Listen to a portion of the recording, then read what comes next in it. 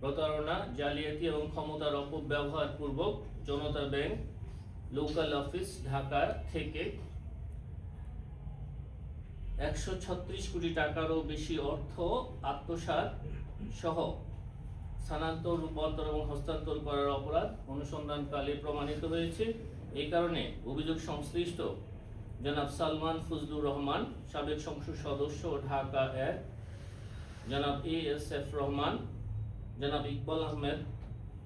সহ মোট 22 জন কর্মকর্তা কর্মচারীর বিরুদ্ধে দণ্ডবিধি সংশ্লিষ্ট ধারা মানি লন্ডারিং, দুর্নীতি প্রতিরোধ আইন 1947 এবং মানি লন্ডারিং প্রতিরোধ আইন 2012 এর সংশ্লিষ্ট ধারায় আরও একটি মামলা রুজুর সিদ্ধান্ত গৃহীত হয়েছে। আপনাদের সকলকে অনেক